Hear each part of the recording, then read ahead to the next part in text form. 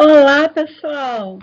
Vamos falar aqui das bases da cultura ocidental nas atividades de revisão para AP2. Meu nome é Marise Souza, eu sou aluna de Letras e Literatura do primeiro período da UF, convênio com o CEDERJ. Como você poderia resumir as críticas à literatura e à arte apresentadas por Platão e Santo Agostinho? Então, Platão é anterior a Cristo e Santo Agostinho, um santo cristão. E a gente vê que existe uma distância entre os dois na linha do tempo, porém as críticas são as mesmas, são muito parecidas. A crítica de Platão se dá com relação aos dois mundos em que nós temos acesso. Um é o mundo das ideias, que é aquele dos nossos pensamentos, aquele com o qual a gente nasce. E através da educação, tem um galo cantando, através da educação, a gente vai acessando esse mundo das ideias. Assim como aquele homem que se libertou da caverna e viu o sol, e viu o mundo, ou seja, ele viu o mundo real, o do conhecimento inteligível. Paralelamente a esse mundo, existe o mundo sensível. Que mundo é esse? É um mundo ilusório, é um mundo que pode nos confundir, porque nós temos acesso a esse mundo através dos nossos 5 sentidos. E vocês lembram que na alegoria da caverna, os prisioneiros, eles viam e ouviam informações distorcidas? Então, as sombras eram distorcidas e a audição também era complicada, porque havia ecos na caverna e o que eles ouviam vinha de fora. Então, esse mundo sensível, que é diferente do mundo real, ele é uma cópia imperfeita do mundo real. É como se a gente tivesse o mundo real na cabeça, na nossa mente, nas ideias. Esse é o mundo perfeito. E o mundo sensível, que é esse do nosso dia a dia, do qual a gente se ocupa bastante, é uma cópia do mundo real. E aí a gente começa a entender por que Platão dizia que a arte ela afastava os jovens do mundo das ideias, do mundo real. Porque a arte ela é uma cópia do mundo sensível. E o mundo sensível já é uma cópia do mundo real. Então a arte, de qualquer forma, em qualquer expressão, ela é a cópia da cópia. Entenderam? E aí ele critica isso, dizendo que essa arte pode induzir a erro, pode induzir a mau comportamento, conforme a gente vai continuar conversando. Então, gente, no seu livro A República, Platão trata de como deveria ser uma república, ou seja, uma cidade, como deveria ser seus governantes, seus habitantes, e ele destaca muito o papel da justiça e que essa justiça deveria ser realizada não só pelos governantes, mas também pelos cidadãos, ou seja, todos comprometidos e corresponsáveis pela justiça, para que a cidade fosse realmente uma república e fosse, vamos dizer assim, harmoniosa. Mais adiante, ele diz o seguinte, que para a cidade ser justa, ela precisa que o governo seja justo. E esses governantes, para serem justos, precisam ser educados. E a educação é vista como a aquisição de virtudes por Platão. E aí, a educação seria o sucesso de uma sociedade onde cidadãos e governantes seriam virtuosos. É um pouco atual esse questionamento, não acham? E aí, continuando, a preocupação maior de Platão era que as crianças e os jovens fossem expostos através da arte, seja na poesia, na música, no teatro, na literatura, que essas crianças e jovens fossem expostos a maus exemplos. E esses maus exemplos principalmente estavam centrados, de acordo com a crítica de Platão, nos mitos. Ele criticava muito a apresentação dos mitos para os jovens. Vamos entender isso mais um pouquinho. E esses mitos, como a gente lembra, começaram a ser transmitidos já muito antes de Platão, através da tradição oral, cantada, e fazia parte da cultura grega. Então, Platão considerava que o jovem ele era um ser assim, bastante impressionável.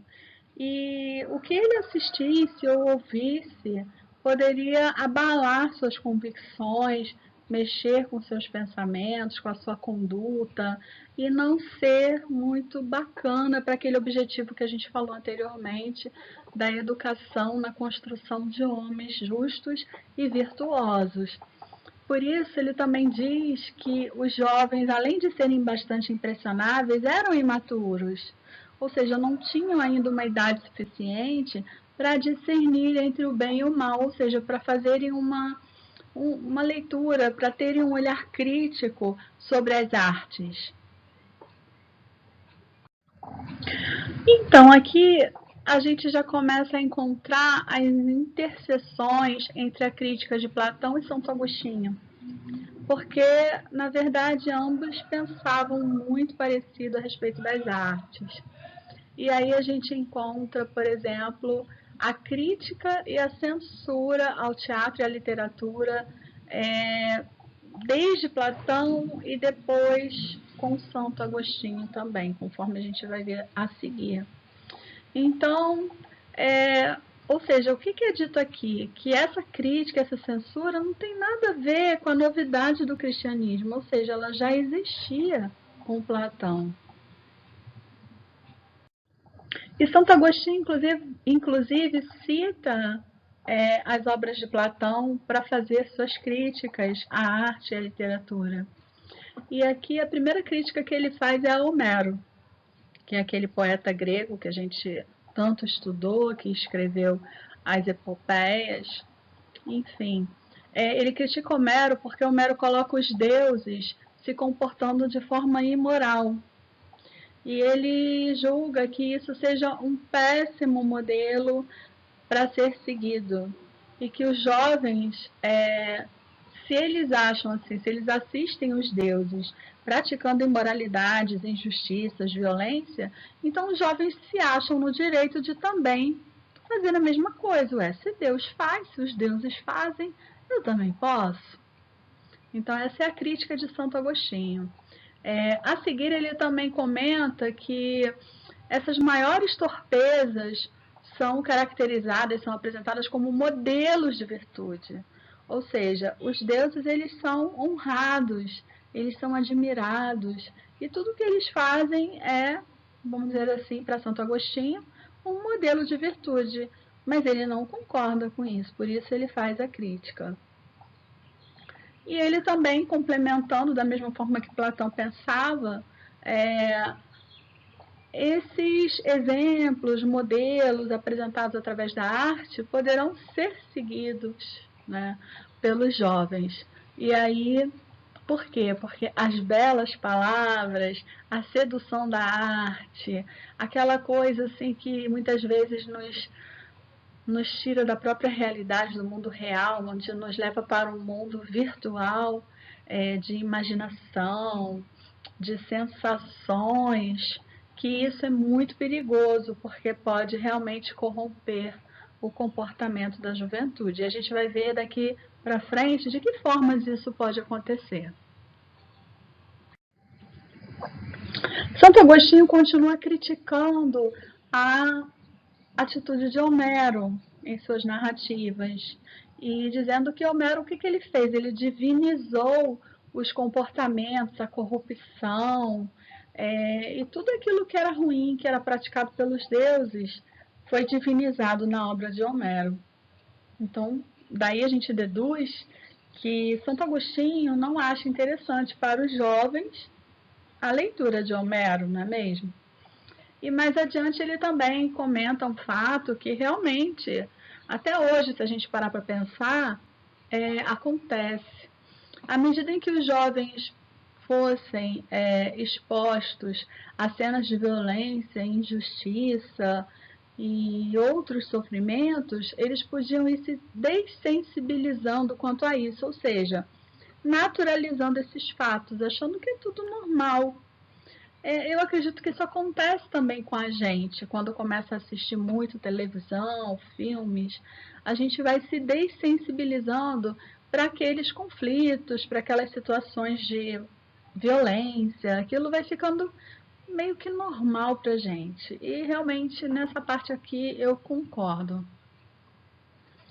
E aí esses jovens acabam achando normal o que, se eles não tivessem o costume de assistir, eles julgariam inaceitável.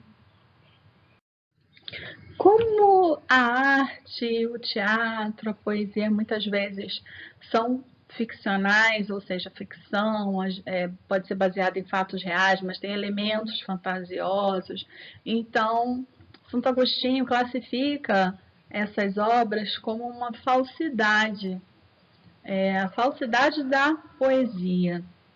E aí ele atribui essa falsidade àquelas peças que eram apresentadas dos vícios que as divindades tinham e, como eu já falei, esses vícios servindo como um modelo de comportamento para a juventude. Já falei também da dessensibilização, a exposição repetida. E outra coisa interessante, quando a gente começa a ter mais identificação com aquilo que é ficcional, com o irreal, o que está no mundo sensível, ou seja, a magia, a ficção, a novela, a gente esvazia a nossa compaixão com as pessoas do mundo real, porque a gente naturalizou esses sentimentos, a gente acha que é normal. Então, quando a gente vê, por exemplo, numa peça de teatro, um assassinato, aquilo para a gente acaba sendo assimilado de tal forma que pode esvaziar a nossa compaixão diante de um assassinato que ocorra na vida real, ou seja, no mundo das ideias, no mundo verdadeiro em que a gente deveria viver mais.